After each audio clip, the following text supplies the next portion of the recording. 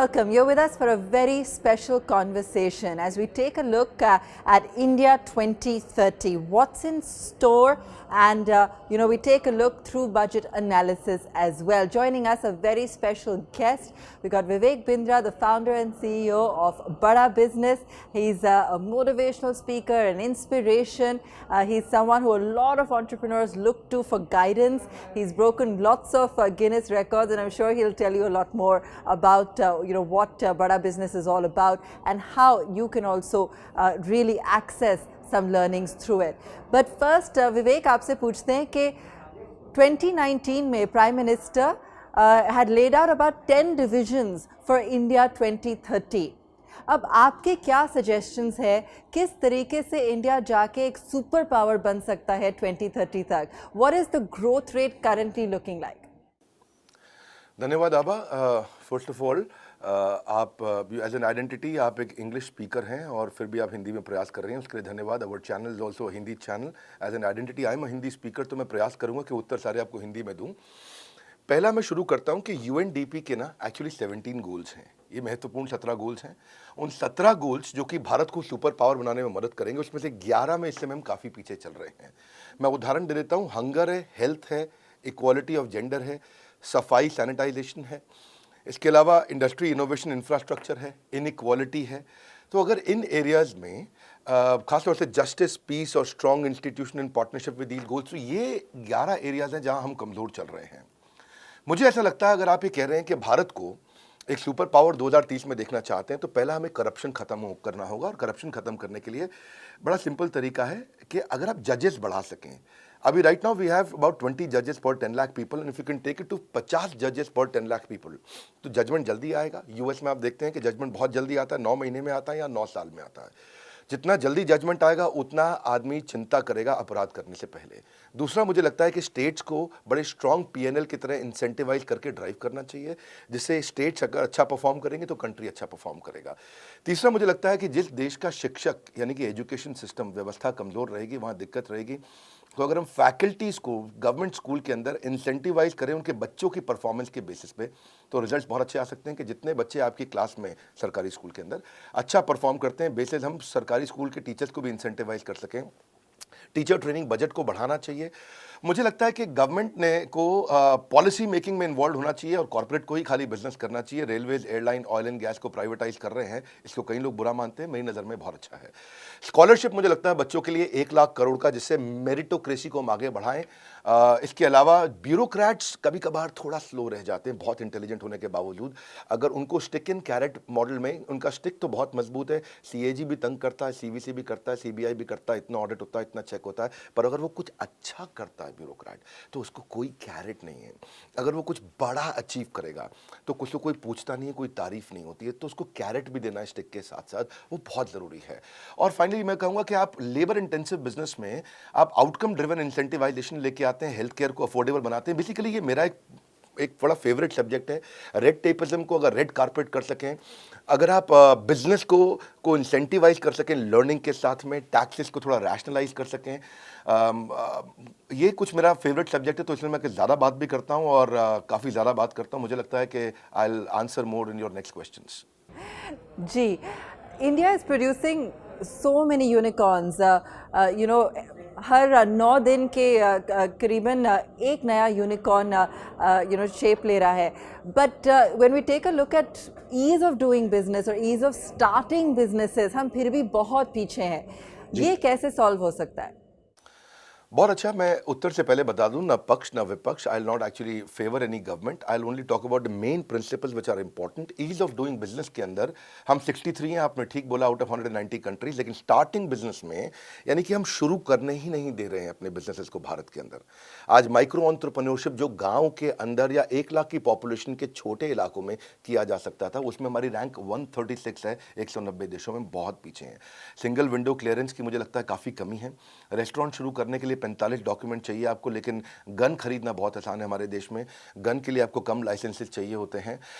Taxes भी इस समय लोग नहीं पे कर रहे हैं। 115 रैंक आ रही है 190 देशों के बीच में। और सबसे ज़्यादा बुरा जो मुझे हमेशा लगता है वो है एनफोर्सिंग कॉन्ट्रैक्ट, यानी कि ईमानदारी, यानी कि कॉन्ट्रैक्ट किया है तो उसको पूरा किया जाए, जो वचन दिया उसको निभाया जाए। उस मामले में प्राइवेट कंपनीज भी बहुत पीछे रह गई हैं। इंडिया जो है इसमें काफ़ी पीछे देखा जा रहा है। तो ये अगर आपको चाहिए कि हम स्टार्टअप्स को इम्प्रूव करें तो पहले ये समझते हैं कि ये देखो, आदमी वहीं फोकस करता है जहां पे उसको लगता है कि रिजल्ट आएगा, और स्टार्टअप्स में रिजल्ट आ रहा है, ऑलरेडी बहुत अच्छा रिजल्ट आ रहा है। India is the third largest ecosystem. 60,000 हमारे देश में स्टार्टअप्स हो चुके हैं और $42 बिलियन पिछले साल के मुकाबले, जो कि $11 बिलियन था, इस साल हमने $42 बिलियन हमने रेज किया है, नियरली 4 टाइम्स, 4 गुना ज़्यादा फंड रेज किया है। 46 यूनिकॉर्न नए ऐड हो गए हैं, यानी कि 90 यूनिकॉर्न है, हर 9 दिन में एक यूनिकॉर्न बन रहा है। पर जो टैक्स हॉलिडे सरकार ने दिया, मुझे लगता है वो कमज़ोर है। जो टैक्स हॉलिडे सरकार ने एक्सटेंड किया, मुझे लगता है कि क्योंकि जो स्टार्टअप है वो पहले तो लॉस में ही रहता है। आपने 3 साल का उसको टैक्स का बेनिफिट दिया, 3 साल बाद वो प्रॉफिट में आता है, टैक्स ले लेते हो।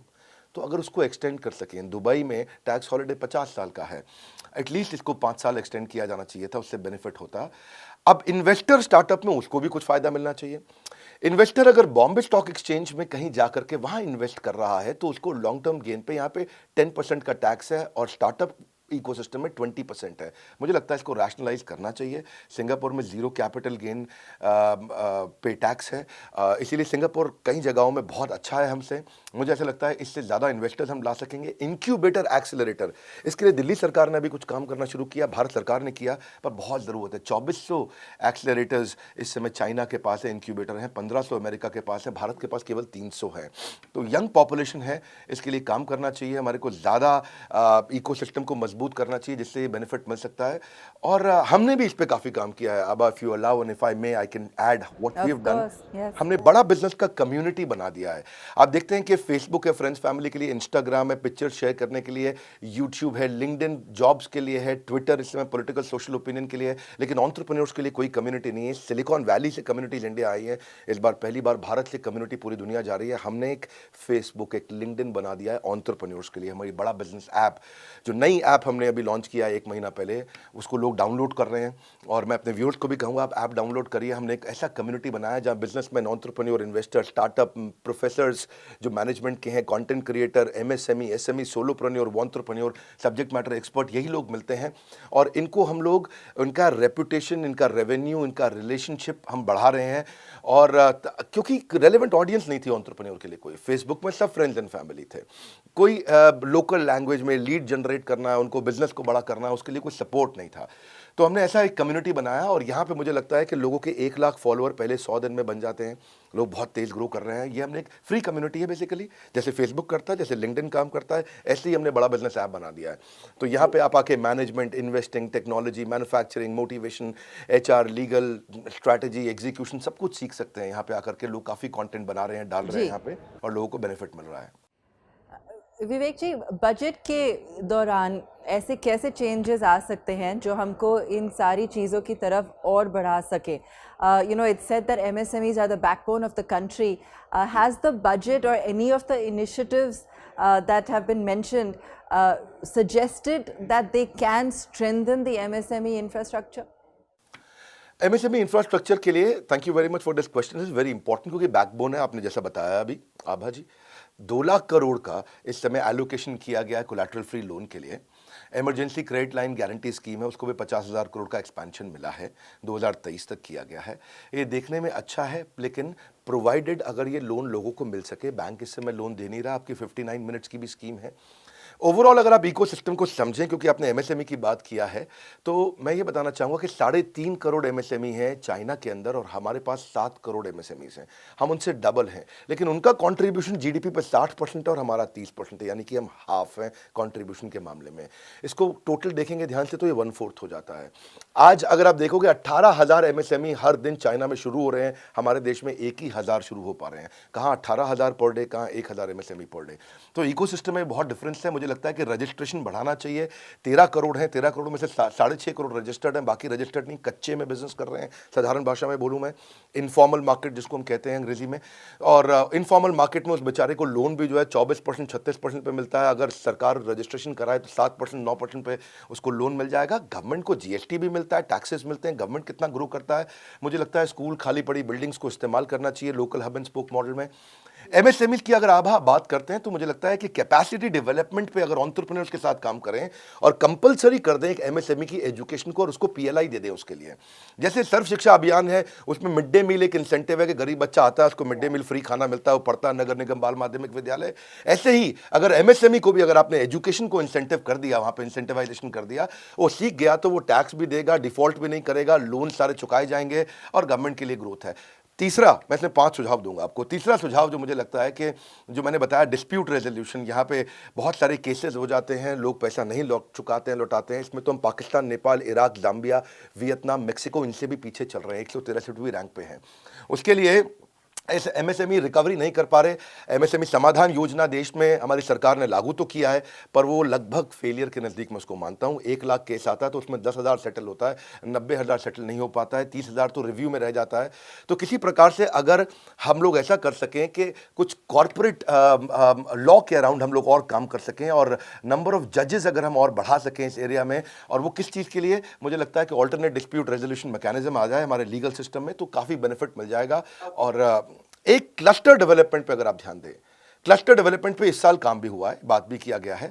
क्योंकि देखिए cluster one station one product जो इस बार निर्मला सीतारमण जी ने लॉन्च किया, मुझे उसके लिए काफ़ी खुशी है। मेरी एक्सपेक्टेशन भी इसमें कुछ पूरी हुई है। चाइना में 100 से ज़्यादा ऐसे स्पेसिफिक जोन है, फर्नीचर का शहर, कपड़ों का शहर, मोबाइल का शहर, बिजली का शहर, टॉयज़ का शहर, टाइल्स का शहर। भारत में इसकी बहुत ज़रूरत है और अगर ये हो जाए, एक ही जगह पर बिजनेस होगा तो लॉजिस्टिक्स का खर्चा बचेगा, फॉरेन करेंसी आएगा, बाहर से विदेश। Yes, it'll lead to lots of benefits. आप स्टार्टअप गुरु का अवतार भी लेते हैं spot funding show horses table पे। ऐसे प्लेटफॉर्म कैसे चेंज कर सकते हैं बिजनेसेस का फ्यूचर? फंडिंग इज अ की प्रॉब्लम फेस्ड बाय स्टार्टअप्स, जैसे सबको पता ही है। हाँ, हमने एक हॉर्सेस टेबल एक प्रोग्राम लॉन्च किया है और वो हमारे चैनल पे और जीएनटी पे आता है, हॉर्सेस टेबल। उसके हमने 23 एपिसोड डाले हैं, आखिरी एपिसोड अभी खत्म हुआ है। फंड रेजिंग के लिए ये on the spot reality funding show हमने लॉन्च किया। 23 एपिसोड्स में हमने करोड़ों रुपए का फंड एक स्टार्टअप को दिया। I think that's a deal. That sounds Ipsy, great. Are you okay with 80 crores? ठीक है, we'll go ahead with that. 6 और 7 करोड़ की इन्वेस्टमेंट के साथ ये बन गई है इंडिया की सबसे बड़ी स्पॉट फंडिंग इन्वेस्टमेंट। सोचो आप, सिंपल भाषा में एक आम आदमी को ये लगता है कि मेरे को आइडिया देके पैसा मिल सकता है, कितनी बड़ी बात है। So we are creating that hope. हम लोग भांग से प्रोडक्ट्स बनाते हैं। We manufacture charcoal briquette. हमारे मास में एक एक्सजेल फैन यूनिट है। हम लोग गधी के दूध से ब्यूटी प्रोडक्ट्स बनाते हैं। सुनील शेट्टी जो बॉलीवुड के एक्टर है, उनका production company TV today network और बड़ा बिजनेस, इन तीनों की पार्टनरशिप में हमने इसको लॉन्च किया। हॉर्सेस टेबल, जो जीता वही सिकंदर, भारत का सबसे बड़ा रियलिटी फंडिंग शो। यहाँ पे आपको मेंटर, कोच, एडवाइजर, पैसा, स्टार्टअप गुरु सब मिलते हैं। मेरा रोल एक स्टार्टअप गुरु का है इसमें। मैं आता हूँ एज ए स्टार्टअप गुरु, यहाँ पे आकर के आप क्राई नहीं करेंगे, दोबारा ट्राई करेंगे। आप स्ट्रांगली मेंटल होने की जगह जहाँ हो जाते हैं लोग, आप मेंटली स्ट्रांग हो जाएंगे। आपके लिए होपलेस एंड आपको एंडलेस होप क्रिएट करके देगा। देखिए जो फंडिंग है ना, वो मिल नहीं पा रही है लोगों को। एंजल इन्वेस्टमेंट में मिलने में कितना तकलीफ आ रहा है आज। Lead angel, India angel, Mumbai angel, Chennai angel, बहुत कुछ है, लेकिन 2% लोगों को पैसा मिलता है। इसीलिए हमने इसको चालू किया और इसमें स्मार्ट कैपिटल मिल रहा है। बड़ा बिजनेस आकर के लाइफ टाइम मेंबरशिप देता है, ट्रेनिंग देता है, कोर्सेज देता है स्टार्टअप्स को। आज इन्वेस्टर्स आपके साथ इन्वेस्ट करें या नहीं करें, मैं आपको पर्सनल मेंटरिंग के लिए जरूर इन्वाइट करूंगा। हम आपको अपने प्लेटफॉर्म पे प्रमोट करेंगे ताकि आप अपने स्त्री प्लेटफॉर्म को आगे लेके जाएं और महिलाओं को और एम्पावर करें। मैं आपको हमारे 75 डिफरेंट प्रॉब्लम सॉल्विंग कोर्सेज हैं हमारे, आपको लाइफ टाइम मेंबरशिप के साथ वो अपनी तरफ से कॉम्प्लीमेंट्री ऑफर करना चाहूंगा। तो ये हमने काफ़ी काम किया इसके अराउंड और आई थिंक वो लोगों ने वीडियोस को बहुत पसंद किया। मैं व्यूअर्स को बोलूँगा कि 23 एपिसोड हैं, इनमें कुछ एपिसोड्स तो बहुत इंस्पिरेशनल है, आप जाके देखना चाहिए। आप जीएनटी पे या हमारे चैनल पे देख सकते हैं। एक बहुत करेज मिलता है और सीरियस प्रोग्राम है। मतलब ऐसा नहीं है कि हमने इसको बड़ा एक बिग बॉस टाइप हो हल्ला किया है। एक सीरियस कॉन्टेंट हमने यहाँ आकर के बिल्ड किया है कि जिसमें आप देखें कि एक एक्चुअली क्या है, आज स्टार्टअप को पता चल जाता है कि इन्वेस्टर्स कैसे बिहेव करेगा और इन्वेस्टर से मुझे मांगना क्या है, इक्विटी देनी कैसे है। ऑल राइट एंड आखिरी में मैं आपसे ये भी पूछना चाहूँगी कि जॉब क्रिएशन सबके माइंड पे है, सबसे इम्पोर्टेंट है। आपको लगता है कि बजट ने इस बारी इसको ठीक से एड्रेस किया है? आगे जाके हमारे कंट्री पे इम्पैक्ट क्या हो सकता है, ग्रोथ पे क्या हो सकता है? और आप बड़ा बिजनेस पे भी इतना सब कुछ करते हैं एंटरप्रेन्योरशिप के लिए, स्किलिंग के लिए, तो कैसे ये सब चीज़ें आगे जाके और आगे बढ़ के इकोसिस्टम को इम्प्रूव कर सकते हैं? दो प्रश्न हैं आपके। एक, गवर्नमेंट ने क्या किया इस बार जॉब क्रिएशन के लिए, दूसरा बड़ा बिजनेस क्या करता है। पहले मैं गवर्नमेंट का बता देता हूं। गवर्नमेंट जॉब क्रिएशन के लिए अपस्किलिंग, रीस्किलिंग बहुत कर रहा है। 3000 करोड़ रुपए इन्वेस्ट करता है, लेकिन केवल 2% स्किल्ड लेबर है। इसका मतलब क्या हुआ? चाइना में 30% स्किल्ड है, इंडिया में 2% है। इसका अर्थ क्या हुआ? इसका अर्थ यह हुआ कि हमारे प्रोग्राम्स इफेक्टिव नहीं है। तभी आप देखते हैं कि टिम कुक आके पब्लिकली स्टेटमेंट देते हैं कि क्राफ्ट्समैनशिप और सोफिस्टिकेशन लेबर की मुझे चाइना में मिलती है, इसलिए मैं चाइना में ही काम करना चाहता हूँ, वहाँ फैक्ट्री लगाना चाहता हूँ।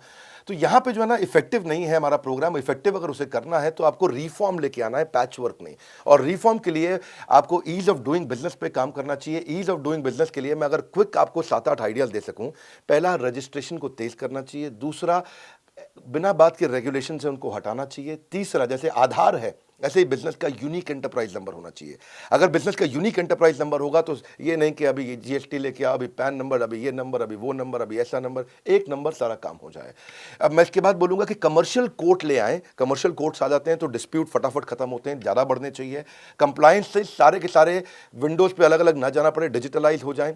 अब अगर इंस्पेक्टर राज हुआ करता था पहले, हाँ, उसमें क्या है, आपको अगर इंस्पेक्शन भी करना है तो वो भी डिजिटल हो जाए। ऐसा नहीं कि हमारे ऑफिस को इंस्पेक्शन करने आ रहा है।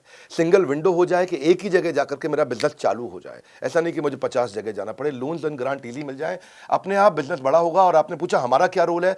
देखिए, हम एक प्लेटफॉर्म है जो एंटरप्रेन्योरशिप सिखाते हैं, और इसीलिए हम इसी तरीके के शोज भी लेके आए, जो मैंने आपको बताया है कि हॉर्सेस टेबल जहाँ फंडिंग मिल रहा है। आज हमारे 100 से ज़्यादा कोर्सेज हैं। आज हमारे 80 बिलियनियर प्रोफेसर्स हैं और 500 सब्जेक्ट मैटर एक्सपर्ट्स मिलकर के पढ़ा रहे हैं, सिखा रहे हैं। 32 मिलियन का सब्सक्राइबर बेस है। सो आज 125 ऑफिस में, लगभग हर शहर में ऑफिस है, छोटे शहर में भी, टियर 2 में, टियर 3 में, टियर 4 में, जिस भी शहर का आप नाम जानते हैं लगभग हमारा वहाँ ऑफिस है आज। और 9 वर्ल्ड रिकॉर्ड्स हमने भी बनाए, जहाँ पे हज़ारों लाखों करोड़ों लोग आकर के इसका पूरा लाभ उठाते हैं। तो बड़ा बिजनेस अपना काम कर रहा है, लेकिन सरकार से हम और पुश करना चाहेंगे कि इस पर काम किया जाना चाहिए और इसको और बड़ा करना चाहिए। धन्यवाद। Thank you so much, Vivek ji. Thank you so much. Great chatting with you today. Thank you Abha, बहुत बहुत धन्यवाद। Thank you very much.